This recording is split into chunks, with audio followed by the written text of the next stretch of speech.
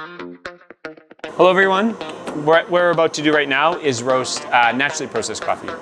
Naturals, they've always been around, but they've gotten really popular lately. Producers have really worked on making their processes more consistent.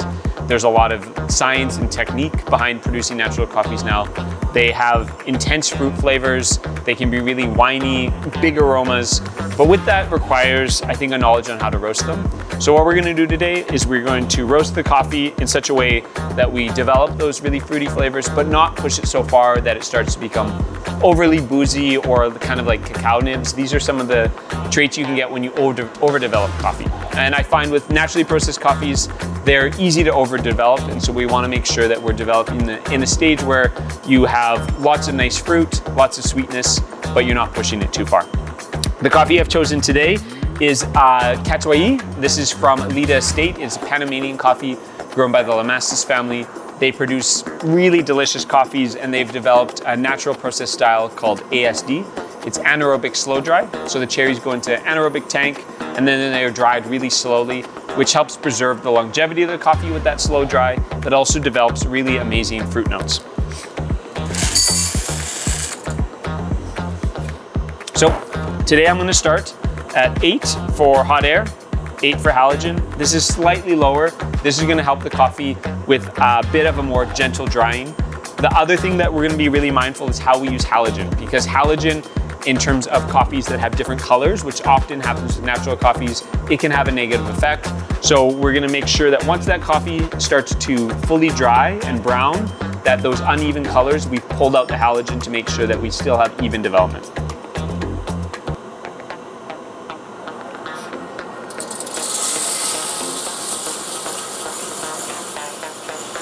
So I'm going to wait for it to turn around, and then I'll start to apply more heat. This is just to make sure that the coffee can dry at a nice, slow, even rate at the beginning. Often natural coffees tend to have, they dry at a different rate than washed coffees. The Lamassus coffees is dried really, really well, so I'm not too worried about it. But today we'll just make sure that we have a nice, soft drying phase, and then we increase the heat after it's turned around here. So there we have our turnaround. I'm going to apply a little bit more heat, so I'm going to go from 8 to 9. We'll keep halogen where it is. It's at 8. That's still a good amount of halogen, but we're going to keep a very close eye on how the coffee changes color. One of the interesting things for naturally processed coffees is I find they have a bigger sweet spot in terms of total development time if you want light or medium roast coffees. Washed coffees, if you taste grassiness, you know that you are underdeveloped, and you start to taste roast, you know you're overdeveloped. With naturally processed coffees, I find there's a bigger sweet spot. You can have coffees that are lightly fruited and really nuanced, and then you can push them more into big chocolate notes or big boozy notes. I personally like to find that middle ground where you've developed that. So that's what we're going to focus on today. That means a less aggressive development time than what we do with washed coffees, slightly longer roasts. So we're not going full low and slow in this roast, but we're going to have it sort of in that range where our rates are a little bit lower, and we're extending it out just to gain more complexity and avoid any big boozy notes from this coffee.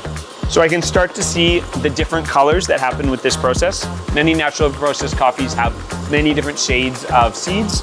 As it starts to change in those colors, the halogen is going to affect each of those seeds differently. So I'm going to start to pull halogen out just to make sure that that halogen isn't causing underdevelopment and overdevelopment because of those different shades and the way they absorb light. So we're going to go down to 6.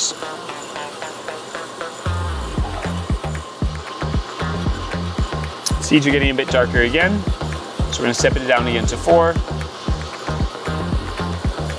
I'm going to start to bring down the drum heater just a little bit, just to make sure it's not too hot once we hit first crack. The coffee now has hit like a light tan. The colors still look pretty even, so I'm going to be able to keep some halogen on just to make sure that nothing's spreading too much. I think right now at 4, we're in good shape where it's still applying some heat, it's still applying some development, but it's not going to scorch any areas that are darker than the rest of the coffee. We're going to go from 10 to 9.5 just to make sure we're slowing down. I don't want to come super fast into first crack. That's going to create bigger, boozier flavors in naturally processed coffees. If that's what you wanted, then we would come in sort of with a lot of momentum. We're going to try and make this a more nuanced and complex natural. I can start to see some different shades here. We're going to take that halogen. We're going to go straight off.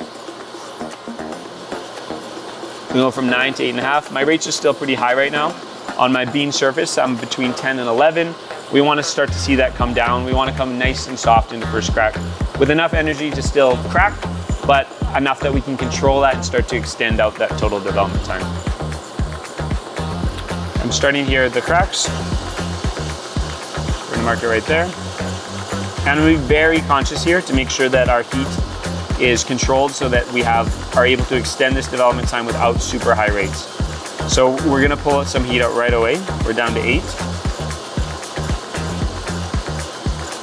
But I have to be very mindful that I don't take too much heat out because I also don't want to stall it. This is a great moment to use the bean surface temperature because it will give you really fast readouts and allow you to make really fast decisions. That if I start to see it to stall, I can move my temperature back up. It's not gonna negatively impact the coffee. It's basically gonna save it from becoming stalled and creating those negative off-roast flavors. You can hear I have a fairly soft first crack. That's exactly where I want it. The roast is slowing down really nicely. On the bean surface, we're around 3 or 4 for our rates. So we're not at a stall, we're still nice and safe, but things are slowing down really nicely here. You can see I'm just at 2 now. We're still slowing down. For naturals, I like that, where you're almost hitting 0 by the time you drop the coffee. We're gonna take just over a minute and a half.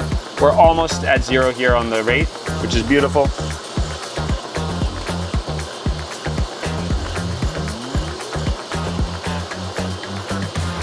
We're gonna drop right there. And this is a natural coffee.